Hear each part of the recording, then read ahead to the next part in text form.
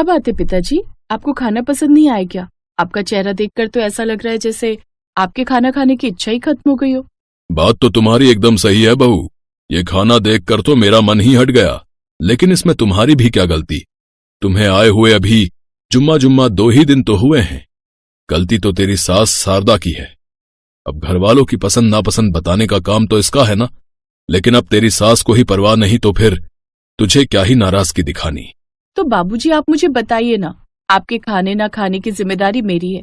आप मुझे बताइए, अब से मैं आपके खाने पीने का ख्याल रखूंगी। अरे एक बार चख कर तो देखिए, 2 सब्जियां, पूरी, हलवा, कितना कुछ है, लेकिन इनकी जान तो बस चटनी में ही अटकी पड़ी है। और सच कहूँ बहू, तो तू रह नहीं दे। अगर तूने इनकी ये फरमाइश पूरी कर दी ना, तो तेरा भी जीना मुश्किल हो जाएगा जैसा मेरा हो गया है। ओह, तो ये सब चटनी के बिना होने से हो रहा है। इसका मतलब बाबूजी को चटनी पसंद है। कोई बात नहीं बाबूजी, आप थोड़ी देर रुकिए, मैं जल्दी से चटनी बना कर लाती हूँ। कुछ ही देर में वो चटनी बना कर ले आती है। ये लीजिए बाबूजी, आपकी पसंद की चटनी। अब आप खाना खा लीजिए, फिर बताइए आपको खाना कैसा लगा। अब तू ये ना पूछे तो ही ठीक है बहू, सच में जैसी सास वैसी ही बहू ढूंढ कर लाई है। क्यों, ऐसा क्या हो गया बाबूजी? इस बूढ़े आदमी को एक चीज अपनी पसंद की मिल जाए तो इस बुढ़िया के सीने पर तो सांप लौटने लगते हैं। बुढ़िया होगी मेरी सौतन। ओफो बाबूजी, अब सस्पेंस मत रखिए और बताइए ना कहाँ कमी रह गई। मैं बताता हूँ सिमरन, कमी कहाँ है। दरअसल बाबूजी को मिक्सी में पीसी हुई चटनी नहीं, बल्कि सिलबट्टे पर पीसी हुई चटनी चाहिए। ओह, लेकिन बाबूजी सिलबट्टे पर तो मुझे चटनी पीसनी आती ही नहीं है। और इस बात से आखिर फर्क भी क्या पड़ता है कि चटनी कहाँ पीसी गई है? अरे मैं तो चटनी की शक्ल देखकर बता सकता हूँ कि चटनी मिक्सी में पीसी है या सिलबट्टे पर। तुम आजकल की जनरेशन भी ना, तुम्हें हर चीज मिनट में ही चाहिए, फिर चाहे वो 2 मिनट में बनने वाली मैगी हो या फिर 2 मिनट में मिक्सी में पीसने वाली चटनी। तुम आजकल के बच्चे मेहनत ही नहीं करना चाहते। अच्छा, ये तो आजकल के बच्चे हैं, लेकिन आप तो पुराने जमाने के हैं ना, फिर आपकी बाजुओं में तो ज्यादा ताकत होगी। ऐसा करो, तुम ही चटनी पीस कर बना लो। जब खुद सिलबट्टे पर चटनी पीसनी पड़ेगी ना, तब पता चलेगा कि कैसा लगता है सिलबट्टे पर चटनी पीसना। ओफो माँ बाबूजी, अब बस भी करो। अब तो आपकी बहू भी आ गई है, फिर भी आप बच्चों की तरह लड़ते रहते हो। 25 साल हो गए मुझे आपका ये चटनी युद्ध सुनते सुनते। नैना बिल्कुल ठीक कह रही है, अब तो घर में बहू आ गई है, तो आप लोग उसे भी क्यों अपना ये चटनी युद्ध दिखाना चाहते हैं? जब देखो चटनी चटनी। बिल्कुल ठीक कहा तूने, इस बुढ़ऊ की तो जैसे जान बसती है चटनी में। रहने दो माँ, तुम भी कम नहीं हो। जब आपको पता है बाबूजी को चटनी इतनी पसंद है, तो बना नहीं सकती उनके लिए चटनी? वाह वाह, सारी जिंदगी तेरी सुसु पोटी मैंने धोई, तुझे पाल पोस कर मैंने बड़ा किया, और ये महाशय अपने बाप की साइड ले रहा है। रहने दो, मुझे तो खाना ही नहीं खाना आप लोगों के साथ। हाँ तो मुझे भी नहीं खाना। हाँ तो मुझे भी नहीं खाना कोई खाना वाना। इस तरह सभी मुंह फुलाकर अपने अपने कमरों में चले जाते हैं और बेचारी नई बहू सर पकड़कर बैठ जाती है। 2 घंटे तक रसोई में खड़े रहकर सबके लिए इतनी मेहनत से खाना बनाया। सोचा था सब लोग मेरी तारीफ करेंगे, लेकिन यहाँ तो सब मुंह फुलाकर चले गए। अब ऐसा करती हूँ, सबको थाली में परोसकर उनके कमरे में दे आती हूँ। जब भूख लगेगी सब अपने आप खा लेंगे। अब वो सबके कमरे में ले जाकर खाना रख देती है। फिर अगली सुबह ये सब कलेश ना हो, इसके लिए सिमरन यूट्यूब पर देखकर सिलबट्टे पर चटनी पीसना सीखती है। फिर वो सिलबट्टे पर धनिये की चटनी बनाकर तैयार कर लेती है और खाने से पहले वो चटनी ले जाकर टेबल पर परोसती है, जिसके बाद खाना रखकर सबको डाइनिंग टेबल पर बुला लेती है। बाबूजी, आज मैंने सिलबट्टे पर चटनी पीसी है, उम्मीद है आपको पसंद आएगी। चलिए अब सब मिलकर खुशी खुशी चटनी खाइए। क्या खुशी खुशी खाइए? अरे कल भी तुमने हरे धनिये की चटनी बनाई थी और आज फिर वही बनाकर रख दी। चटनी और भी तरह की होती है, जैसे टमाटर की चटनी, पुदीने की चटनी, मूंगफली की चटनी। देख लिया बहू, यही कलेश रहता है इस बुढ़ऊ का। ये नहीं वो वाली चटनी, ऐसी नहीं वैसी चटनी। बड़ा मुश्किल है इस बुढ़ऊ को खुश करना। इसका नाम भले ही शरीफ राम है, लेकिन हरकतें इनकी बिल्कुल भी शरीफों वाली नहीं है। इसी तरह ससुर की सुई जाकर चटनी पर अटक जाती है, और वो भी रोज अलग अलग चटनी पर जाकर। बहू को समझ नहीं आ रहा था कि अब वो क्या करे, लेकिन फिर भी सिमरन बेचारी रोज यूट्यूब पर सोते जागते नई नई तरह की चटनी देखती रहती। अब वो हर रोज नई नई तरह की चटनी सिलबट्टे पर पीसकर अपने ससुर को बना कर देती। ऐसे ही कुछ महीने बीत गए। फिर एक रोज, माँ बाबूजी, मेरी ताई जी का फोन आया था, उन्होंने हम सबको डिनर पर बुलाया है। अरे बहू, तेरे ताया जी के यहाँ हम क्या करेंगे, तुम और रोनित हो आओ, और ज्यादा है तो नैना भी चली जाएगी तुम लोग के साथ। नहीं नहीं, आप सब लोग चलिए ना, उन्होंने इतने प्यार से बुलाया है, अगर नहीं जाएंगे तो उन्हें अच्छा नहीं लगेगा। अच्छा ठीक है बहू, तू कहती है तो हम सब भी चल लेते हैं। बहू के बार बार कहने पर वो सिमरन के मायके चले जाते हैं उन्होंने उनकी आवभगत के लिए पूरी तरह की तैयारी की हुई थी। कई तरह के नाश्ते, ठंडे चाय, समोसे और तरह तरह के खाने में पकवान और मीठे में भी कई तरह की डिश थी। लेकिन शरीफ राम की तो अभी भी भंवरे चढ़ी हुई थी। क्या हुआ भाई साहब, आप खुश नजर नहीं आ रहे? आपको खाना पसंद नहीं आया क्या? वो बात नहीं, दरअसल भोजन तब तक पूरा नहीं होता जब तक भोजन के साथ सलाद, रायता और चटनी ना हो। लेकिन भाई साहब, रायता, सलाद, अचार सब रख सीखी। लेकिन किसी के घर में जाते वक्त तो थोड़ा लिहाज रखना चाहिए। अब मेरे मायके वालों ने कोई कसर नहीं छोड़ी, लेकिन बाबूजी ने जो उनसे कहा वो मुझे बहुत बुरा लगा।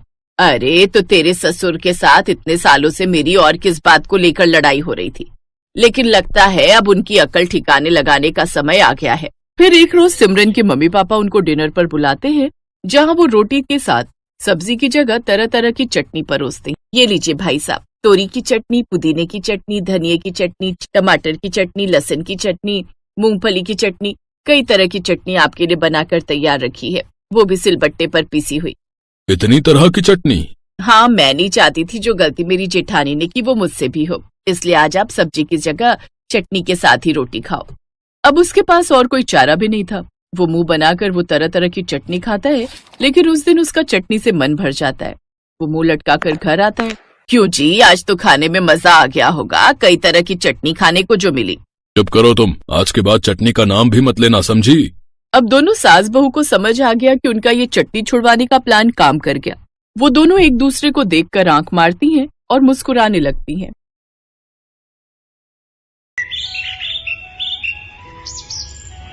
सुलेखा की शादी के 2 दिन बीत गए हैं। नया ससुराल उसे अच्छा लगने लगा है। इन 2 दिनों में उससे सभी ने प्यार से बात की है और उसका पति सुरेश तो उसके प्यार में दीवाना है। सुलेखा सपनों की जिंदगी जी रही है, लेकिन रात को उसका पति उससे कहता है, सुलेखा, आज 2 दिन हो गए हैं हमारी शादी को, तुमने अभी तक रसोई में कदम ही नहीं रखा। वो जी, नया नया घर है ना, इसीलिए सब कुछ समझने में थोड़ा समय लग रहा है। मैं बहुत जल्दी रसोई में जाऊंगी, आप चिंता मत कीजिए। बहुत जल्दी नहीं, तुम कल ही रसोई में जाओगी और नाश्ते में चाउमीन बनाओगी। तुम्हें जिस दिन हम देखने गए थे उस दिन चाउमीन बहुत बढ़िया बनाई थी तुमने, कल वही बनाना, ठीक है? ये सुनकर सुलेखा घबरा गई। वो मन ही मन सोचने लगी, अरे अब क्या बोलूं इन्हें क्या पता कि मुझे खाना बनाना ही नहीं आता। सुलेखा उसी दिन के बारे में सोचने लगी। असल में उसने खाना बनाना कभी सीखा ही नहीं था, लेकिन उसकी माँ ने उससे कहा, आज तुझे देखने लड़के वाले आ रहे हैं। वो लोग अगर खाना बनाने के बारे में पूछे तो बोलना कि तुझे सब कुछ बनाना आता है। ठीक है माँ। सुलेखा सज धज कर लड़के वालों के सामने बैठ गई। सुलेखा की माँ ने रेस्टोरेंट से खाना मंगाकर उनके सामने रख दिया। तब बिमला ने कहा, अरे बाप रे, इतना सारा खाना? हाँ जी, सब कुछ मेरी बेटी ने अपने हाथों से बनाया है, खाकर देखिए। रेस्टोरेंट का चाउमीन बहुत अच्छा था। चाउमीन खाकर सभी सुलेखा की बहुत तारीफ करने लगे। वाह, चाउमीन तो बहुत स्वादिष्ट है, मुझे चाउमीन बहुत पसंद है। हाँ बेटा, अब तुझे हर रोज चाउमीन खाने को मिलेगा, बस एक बार ये शादी हो जाए। और शादी हो भी गई। अब सुरेश चाउमीन खाने के लिए जिद करने लगा। अगले दिन सुबह सुलेखा नींद से उठी और उसकी जेठानी ने उससे कहा, सुलेखा, जल्दी से रसोई में जाओ और हमारे लिए चाउमीन बना कर लाओ, देवर जी कब से इंतजार कर रहे हैं। हाँ सुलेखा, जल्दी से चाउमीन बनाओ, पेट में चूहे दौड़ रहे हैं। सुलेखा पूरी तरह से घबरा गई। वो रसोई में चली गई और अपनी माँ को कॉल लगाया। क्या बात है बेटी, सुबह सुबह कॉल क्यों किया? सब कुछ ठीक तो है ना? नहीं माँ, गड़बड़ हो गई। ये लोग मुझे चाउमीन बनाने को कह रहे हैं। आपने उस दिन झूठ क्यों बोला था? झूठ नहीं बोलती तो तेरी शादी कैसे होती? तुझे खाना बनाना नहीं आता है, इस वजह से वो लोग तुझे कभी नहीं अपनाते। अब तो मैं भुगत रही हूँ ना माँ, अब मैं चाउमीन कैसे बनाऊँ, आप ही बताइए। बहुत आसान है बेटी, पहले पैकेट से चाउमीन को निकालकर पानी में उबाल ले, उसके बाद सब्जियों को तेल में फ्राई कर ले, उसके बाद। कभी वहाँ सुलेखा की सास आ गई। सुलेखा को फोन काट देना पड़ा। क्या बहू, चाउमीन बना रही हो ना? बनाओ बनाओ, मेरे मुंह में पानी आ गया है। क्या जबरदस्त चाउमीन बनाई थी तुमने उस दिन। धन्यवाद माँ जी, लेकिन क्या, तुम्हें कुछ मदद चाहिए क्या? नहीं, मदद की जरूरत नहीं है, मैं कर लूंगी। ठीक है बहू, अब जल्दी से बनाओ। ये कहकर बिमला चली गई। सुलेखा ने फोन की ओर देखा। फोन की बैटरी खत्म हो गई थी। अरे यार, ये भी कोई टाइम है बैटरी खत्म होने का। माँ ने क्या कहा था? चाउमीन को पानी में उबालना पड़ेगा। हाँ, मैं वही करती हूँ। सुलेखा के पसीने छूटने लगे, लेकिन सुलेखा ने हार नहीं मानी। उसने पैकेट से चाउमीन निकाली और उबलते हुए पानी में डाल दी। जब तक चाउमीन उबल रही है मैं सब्जी काट लेती हूँ, गाजर, बीन्स और प्याज। हाँ, इतना तो पता ही है मुझे। सुलेखा गाजर काटने के लिए तैयार हो गई। उसने एक हाथ में गाजर को पकड़ा और एक हाथ में चाकू को पकड़ा। वो जैसे ही गाजर को काटने गई वैसे ही गाजर उसके हाथ से फिसल कर बर्तनों से टकरा गई। सारे बर्तन नीचे गिर गए। बर्तन गिरने की आवाज से बिमला और सावित्री वहां आ गई। क्या हुआ बहू, क्या हुआ? बर्तन कैसे गिर गए? तू ठीक तो है ना सुलेखा? हाँ दीदी ठीक हूँ।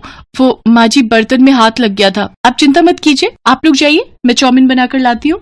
बिमला और सावित्री चली गई। सुलेखा बहुत मुश्किल से गाजर काटने लगी। गाजर को उसने मोटा मोटा करके काट लिया। उसके बाद उसने उसी तरीके से बीन्स भी काट लिया।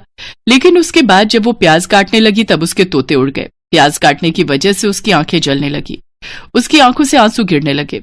ये क्या हो रहा है मेरे साथ? इससे अच्छा तो मैं शादी से पहले खाना बनाना सीख लेती। मुझे घर जाना है, माँ मुझे ले चलो। लेकिन अब रो के क्या फायदा? शादी तो हो गई है ना, काम तो करना ही होगा, खाना भी बनाना ही होगा। यही सब सोचकर सुलेखा फिर से चाउमीन बनाने में लग गई। प्याज काटने के बाद उसका ध्यान उबलते हुए चाउमीन पर गया। इतनी देर से उसने चाउमीन पर ध्यान ही नहीं दिया था। उसने देखा वो चाउमीन ज्यादा पक गया है। अरे ये क्या, ये चाउमीन तो चाउमीन जैसा रहा ही नहीं, ये तो खीर जैसा लग रहा है। हे भगवान, मैं किसी काम की नहीं हूँ, मेरा क्या होगा? तभी बाहर से सुरेश चिल्लाया, सुलेखा और कितनी देर लगेगी? मुझे काम पर भी जाना है। लाती हूँ, बस 5 मिनट दीजिए। सुलेखा ने जैसे तैसे उसी ज्यादा पके हुए चाउमीन में सब्जियों को मिला दिया और उन्हें बिना कोई तेल मसाले के तेल में तल दिया। उससे जो चीज बनी उसे देखकर सुलेखा को ही उल्टी आ गई। ये तो दिखने में बिल्कुल गोबर जैसा है। हे प्रभु, आज मुझे बचा लो। चाउमीन लेकर सुलेखा रसोई से बाहर आई और खाने की टेबल पर रख दी। उसके दिल की धड़कन बढ़ गई। अरे वाह, क्या चाउमीन बनाई है तुमने? हाँ बहू, दिखने में तो बहुत सुंदर है, पता नहीं खाने में कितनी स्वादिष्ट होगी। चलिए माँ जी, शुरू करते हैं। तीनों चाउमीन खाने लगे। सुलेखा के दिल की धड़कन तेज हो गई। कैसी बनी है चाउमीन? बहुत स्वादिष्ट, तुम भी खाओ। रुक जाओ, मैं तुम्हें अपने हाथों से खिला देता हूँ।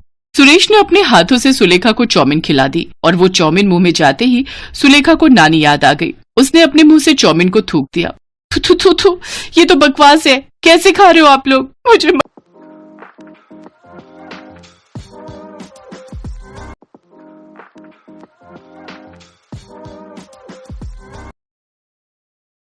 कि तुम्हें खाना बनाना नहीं आता है। तो फिर आपने मुझसे शादी क्यों की? बहू, खाना बनाना जरूरी होता है, लेकिन उसे शादी से पहले ही सीखना पड़ेगा, ये किसने कहा? शादी के बाद भी सीखा जा सकता है। तुम हमें बहुत पसंद आई थी सुलेखा, इसलिए हमने शादी के लिए हाँ बोल दिया था। आप लोग कितने अच्छे हो, मैं आज से ही खाना बनाना सीखूंगी। चलो सुलेखा, मैं तुम्हें सिखाऊंगी। सावित्री सुलेखा को खाना बनाना सिखाने लगी। कुछ ही दिनों में सुलेखा खाना बनाने में माहिर हो गई। सभी उससे बहुत प्यार करने लगे। वो बहुत स्वादिष्ट चाउमीन बनाने लगी और खुशी खुशी सबके साथ रहने लगी।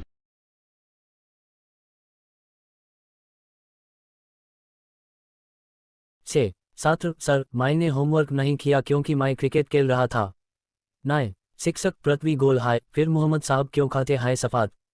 छात्र शायद कति से मानते हैं। थाम। टीचर, पुस्तक का मतलब? छात्र जीवन का बोरिंग हिस्सा। ब्राय। छात्र, मैं स्कूल क्यों